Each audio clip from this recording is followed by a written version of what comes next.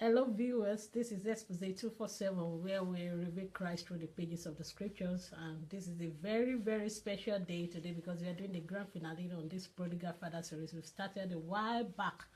So how many episodes have we done? Yeah, I mean, as a last series, Count? we're on the 34th episode of Oh, Expose. that's a whole lot. But it's never compared to some pastors. Some preachers have been on some part of the Bible for some years and everything. But it's not even about the length, it's about how blessed you are, the content. And we just believe that you've been blessed by this series.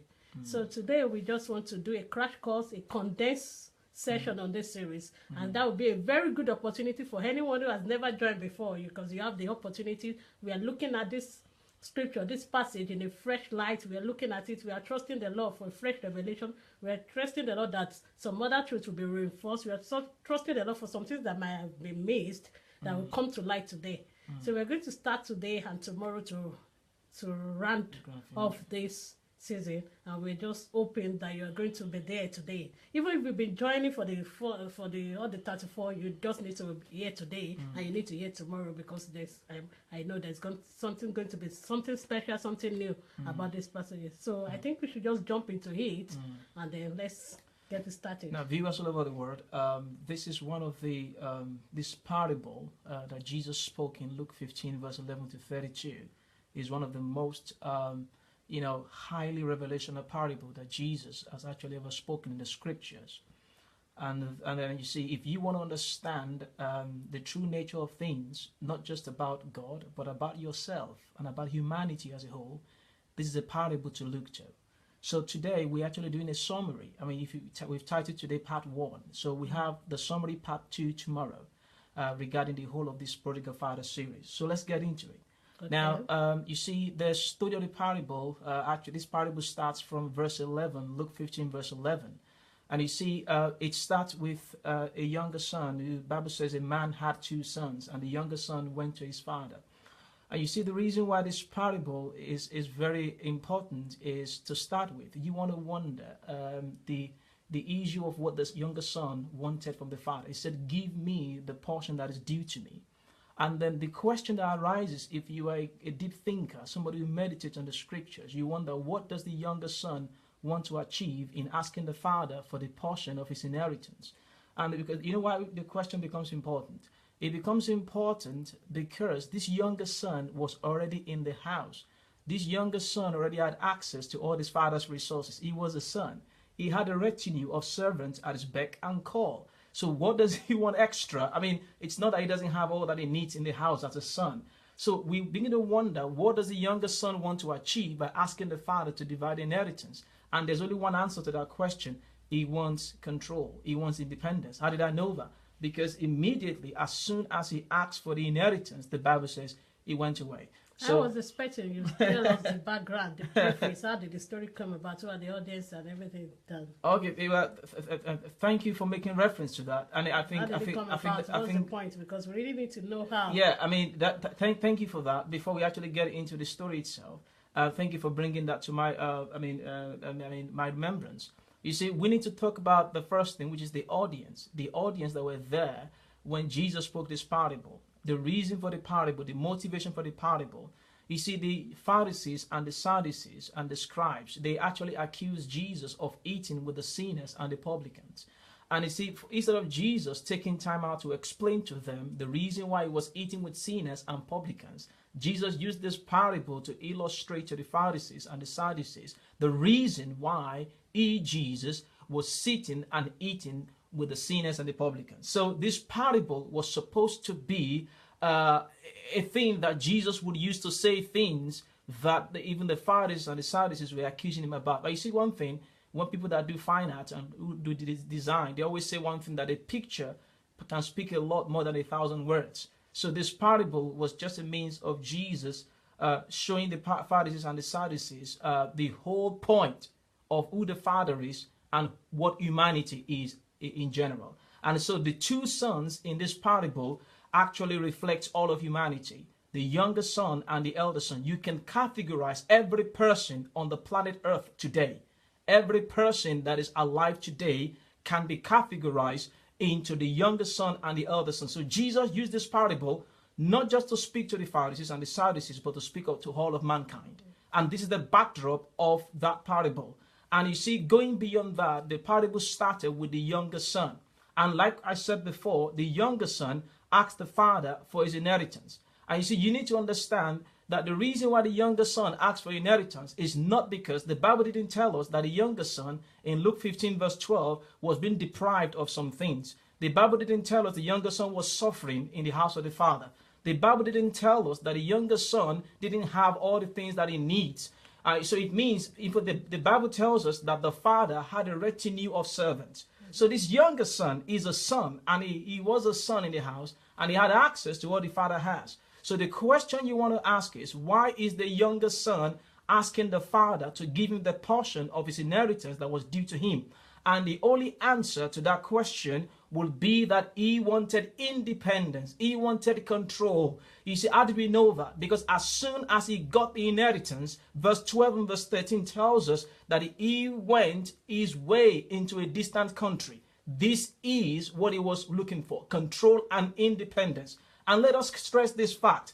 Jesus used this parable about the younger son to tell the whole world what sin is. Now, you see, when we talk about sin, when we talk about falling short of God's glory, we have different type of notions. But Jesus used this parable as a basis to tell the whole world what it means to be a sinner.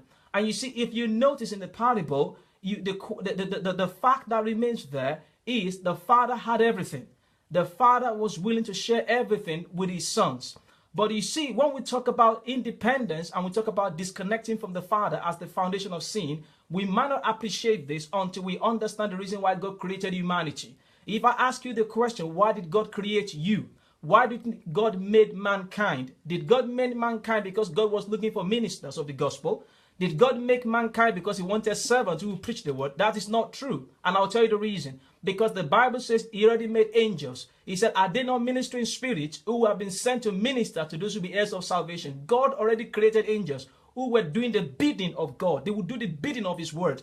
God did not need man to actually be sent on errand or to do the will of God. So God did not make us to be messengers or to be servants. You see, and the Bible tells us that God is the El Shaddai, that God is the all-sufficient. God didn't need to make mankind. In fact, Acts chapter 17 verse 25 tells us that God didn't need anything. He said the Godhead didn't need anything. So why did God create mankind? The Bible tells us in the book of Genesis that God said, let us make man in our image and after our likeness. It means God wanted people to share his image with. God wanted people to share his likeness with. It means in this prodigal father story, the father had two sons that had the benefit of sharing in the father's inheritance. So it means then the bottom line of sin will be for someone to say, you know what, I think I can get this done. I can disconnect myself and walk away from the father. This is the foundation of sin. You see, we have reduced sin to a matter of doing the right thing and doing the wrong thing. Sin is much more deeper than that.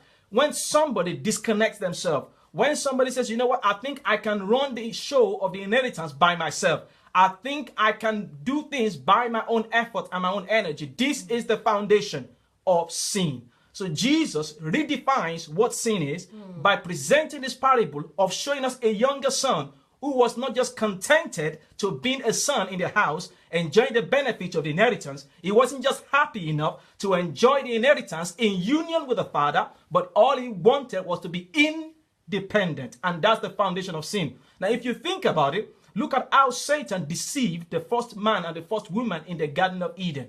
If you look at it, all that most times when we read the story of the Garden of Adam and Eve, most times we get the idea that the reason why Adam actually fell out with God was because Adam disobeyed God. Now, if you ask the question, what actually did Adam disobey?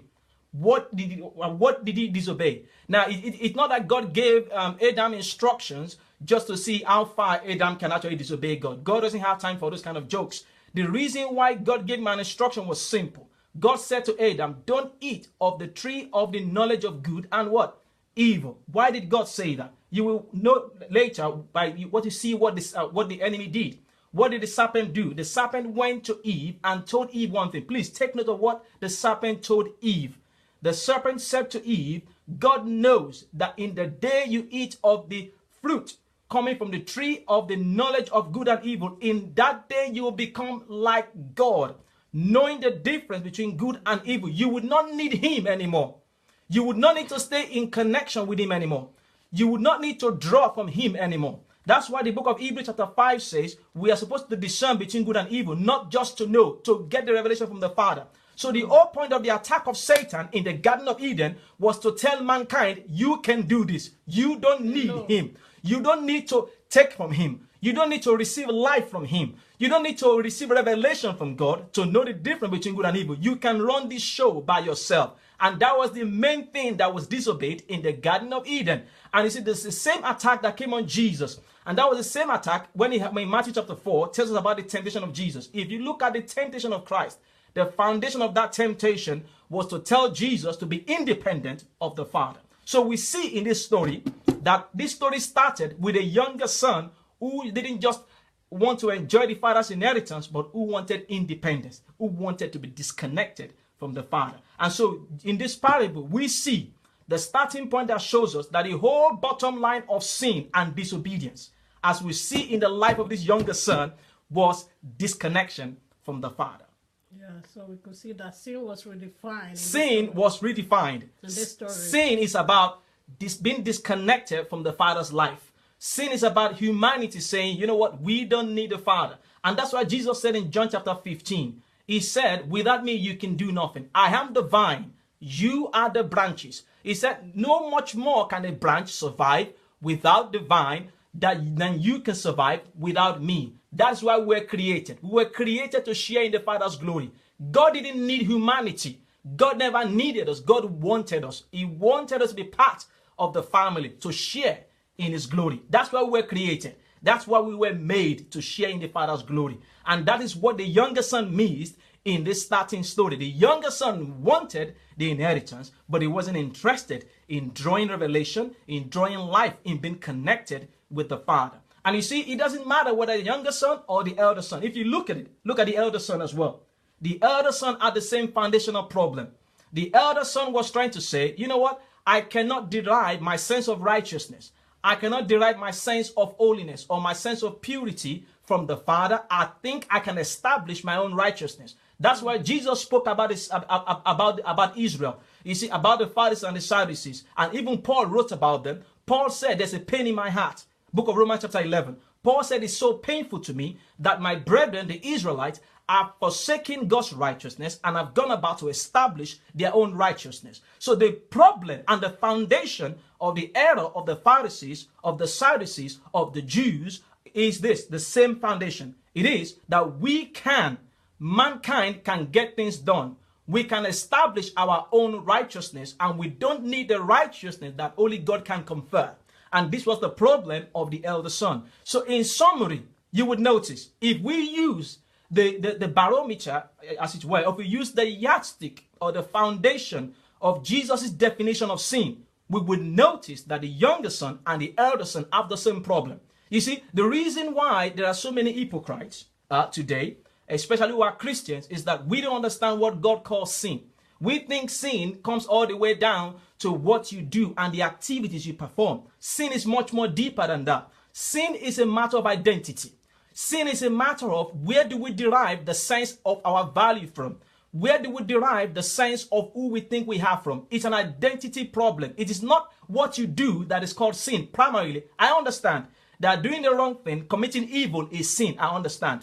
But that is not the foundation of sin. Jesus, in this parable of Luke chapter 15, from verse 11 to verse 32, redefines what sin is as a matter of identity, which means when we seek identity into anything disconnected from what comes from the Father. So we see the starting point of the story of a younger son who didn't just want the inheritance because he already had the inheritance. He was in the house. He was in the house, but he wanted to enjoy the inheritance on his own terms, on his own control, independent from what comes from the Father. And this really was the foundation of the problem that the younger son had in Luke 15 verse 11-32. And if we don't view sin in this revelation, we'll miss the point about what sin is. We miss the point. We miss the point. And because we think that it's all about doing the right thing and making sure we act right, it's deeper than that. It's not about that. It's about Where do we get our sense of life from? What defines us? This is, if anything defines us apart from the Father, we are in sin. Yeah, if there's any takeaway point from this story, we could see that sin was redefined in the deeper sense. So Jesus redefined what sin is. It's disconnection from the Father. Yes, and I would like to take you back to that story of Matthew 4, the temptations of Jesus, and Yeah. be able to, I think you were saying something about it, but there's a point where the devil wanted him, you know, that verse, to act. It looks similar, Now, but you know, it wanted him to act outside the Father's time and frame. Thank you for that. If you notice, Hebrews chapter 4, verse 16 tells us that Jesus was tempted in every point as we have, but yet without sin. So we know that the temptation of Jesus was a drive to move Jesus to the point of sinning, according to Hebrews 4:16. So now we want to investigate, how did Satan try to achieve that purpose of driving Jesus into sin? And I began to investigate. I began to look. Did Satan try to make Jesus fornicate? Did Satan try to make Jesus commit adultery? Did Satan try to make Jesus to lie? Did Satan try to make Jesus to steal? Did Satan try to make Jesus to covet? No, he didn't do all that. You see, that's what we call sin. But what Satan tried to do with Jesus was to make Jesus derive a sense of value, was to make Jesus derive a sense of who he was, to act outside whatever comes from the revelation of what the Father has given. If you notice the first temptation, the very first temptation was, he told Jesus, can you turn stone to bread? And Jesus said one thing. Jesus said it's not all about turning stone to bread. It's about what is the Father saying. As I said, he said, man shall not live by bread alone, but by every word that proceeds from the mouth of the Father. So Jesus was saying, I can turn stone to bread. I can make things happen. But it's not about making things happen that matters. Is this coming from